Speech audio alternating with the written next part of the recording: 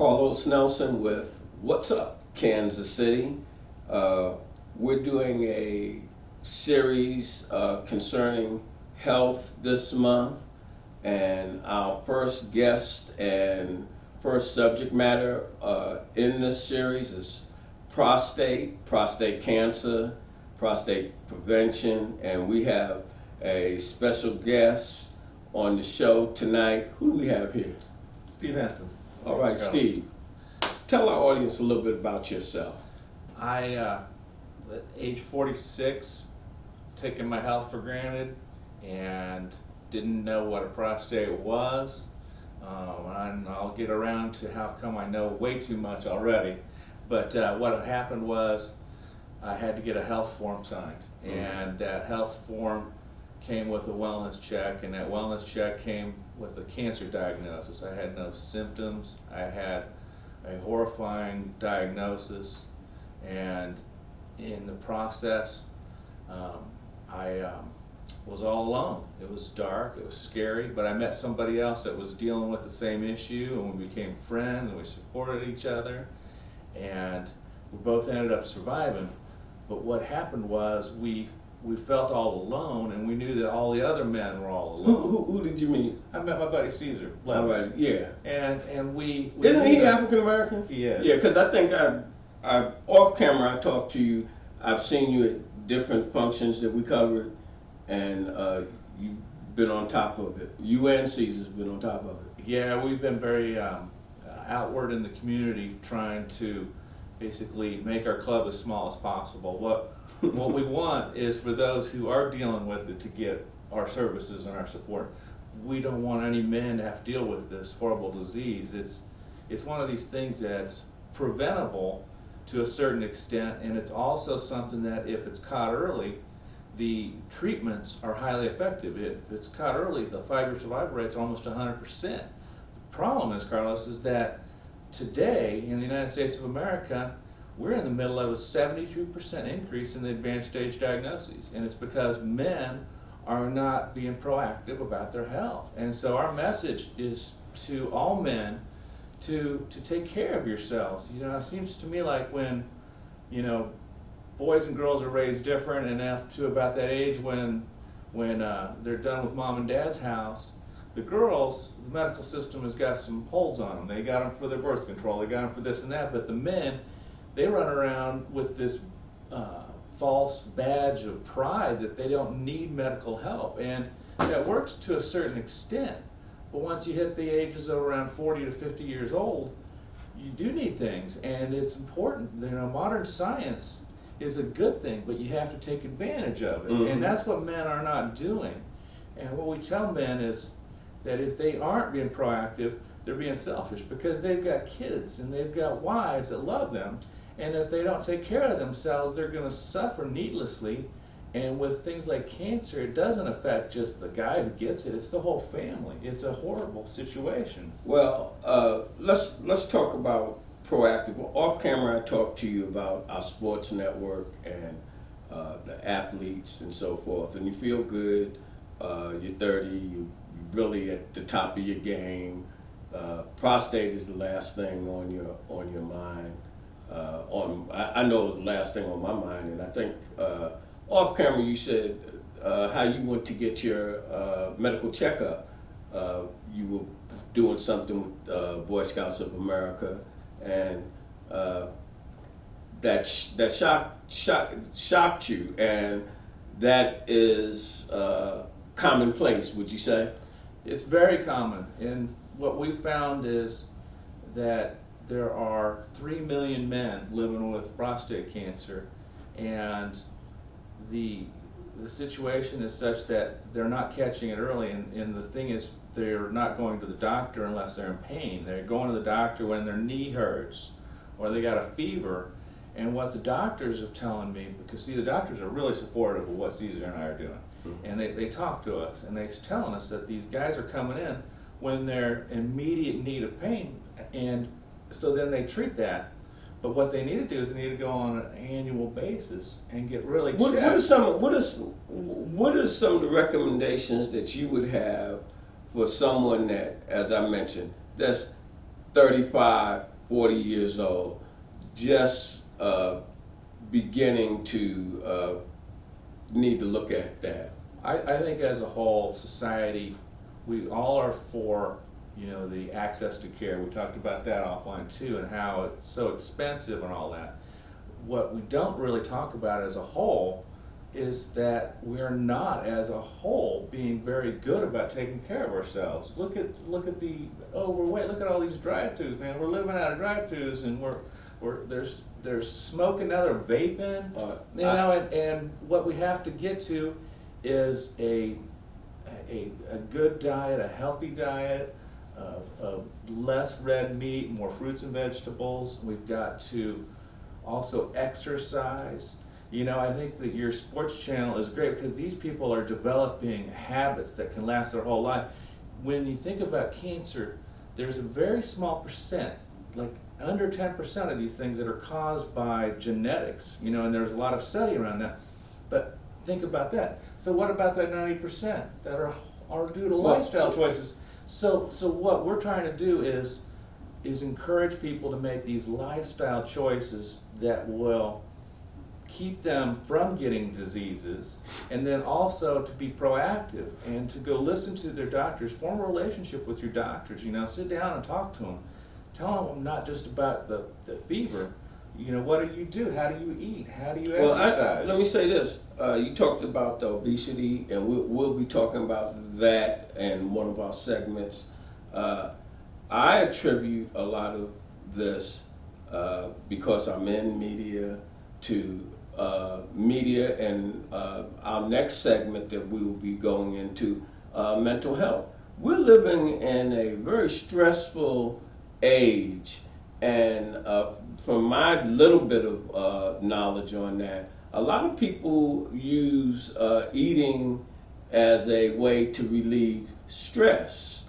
And when I'm out, and especially in a high traffic area, and I look at Americans, I look at men, I look at women that are not just overweight, grossly overweight, and that's part of the subject matter that you talked about. It's not just the prostate, it's our overall health. And I think a lot of that has to do with media, advertisement, and we're subject to that type of bombardment on a daily basis. Yeah, it seems like encouraged to do all the wrong things instead of doing the right things. And about the money. Well, we're not. Right, and again, that's why your message, why we invited you onto our show, so that you can get your message out. Because we're a capitalist society, and if it really doesn't have capital gain a lot, you really can't get your message out like you want to. I think that's what took hold. What Caesar and I are doing, our intention is just as pure as can get.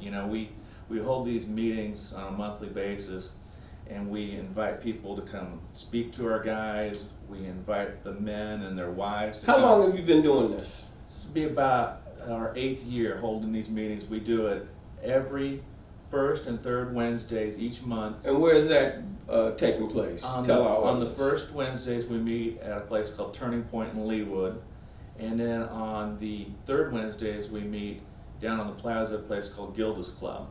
And our intention is just to help these guys, right? And it's not about taking their money. And so we actually did turn into a nonprofit about 4 or 5 years ago. And what we've done with it is we poured 100%, not 99, 100%, all volunteer.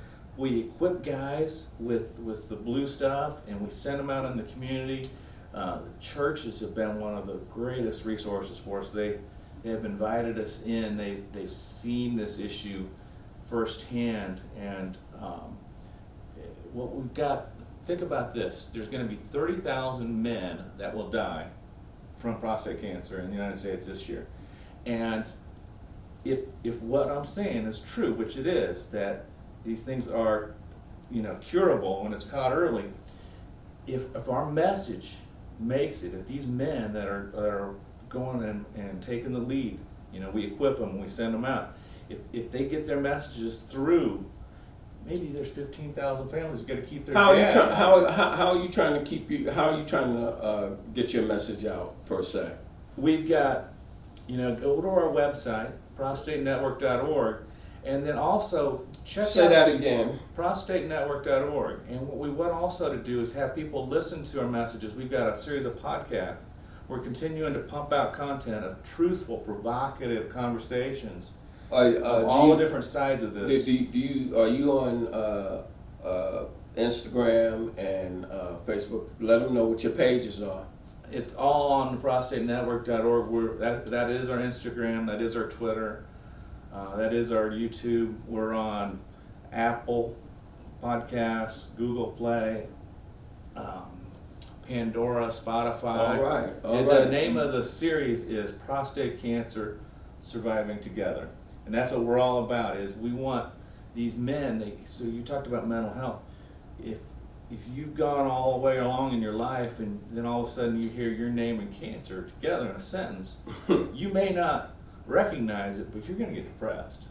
And so we've had people talk about and describe what is depression, and to a T, all these guys go through it.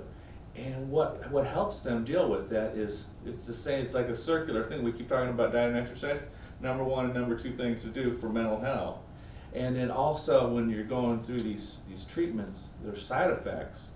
And if you can kind of build yourself back up, that's... Can you give them, before we close, can you give them some dietary things that you feel are important in improving your prostate health?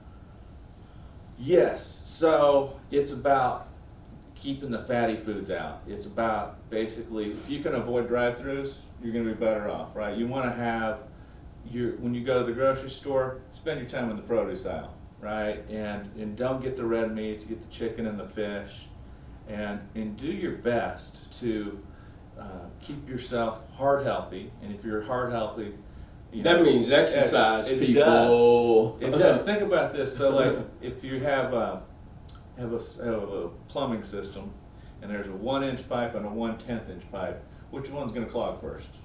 The 1/10. The 1/10. So they're right up here. You got a 1-inch pipe down here. You got a 1/10, right? Right.